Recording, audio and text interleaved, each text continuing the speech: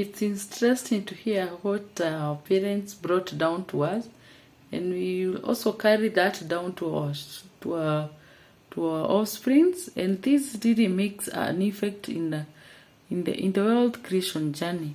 Listen to what my friend had to say about this, and he was very keen to say that the kind of behaviors we teach our kids, they are very quick to learn them and live through them. Listen. But let me ask you, as a parent today, what financial values are you passing to your children? Will they also look back tomorrow and wish that influence was better than the one you are giving them today? Because there are very many things that many parents are doing today which negatively influence their children, and they will eat up their children in future.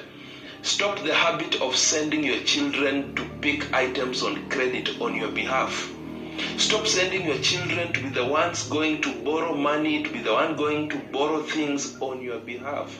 And especially where you send them to go and pick things from shops and tell them that you will pay later in the day, later in the month, later in the week. What you're doing is that you are normalizing consumer debt in the life of your child. They grow up knowing it is normal to borrow for consumption. It is normal to borrow for unga. It's normal to borrow for food. It's normal to borrow for recurrent expenditure, because that is what they saw their parents do. Secondly, stop glorifying debt in front of your children. I have heard you speak very many things to glorify debt. I've heard you say that you cannot survive without debt. You know, in this country, even the country itself is indebted. So you cannot, no one can survive without borrowing. What you're doing is that you're also normalizing debt for your children. In future, instead of giving priority to planning themselves, they will be living recklessly, knowing that even from their own parents, they learned that they can actually survive on borrowing. Stop justifying brokenness. There are very many parents who justify brokenness, okay? You will hear them say, you know, it's normal in life for you to have money today and not to have money tomorrow. Where I am today, you know, it's just part of it.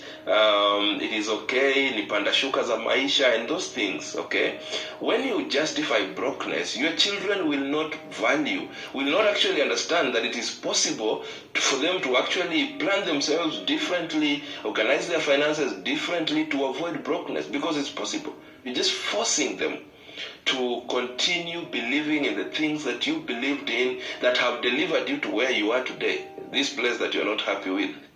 Right? And before we know it, if we are not deliberate to cut this link from flowing to our children, we are going to make the trap of debt look like an intergenerational curse, because it's going to flow from generation to generation. Mind the way you handle your creditors, the people you owe money, in front of your children. Some of you will start sending your children to lie on your behalf. I've seen some of you give your children your mobile phones for them to lie to your creditors that you are not at home, okay? For them to lie that you've forgotten the phone at home.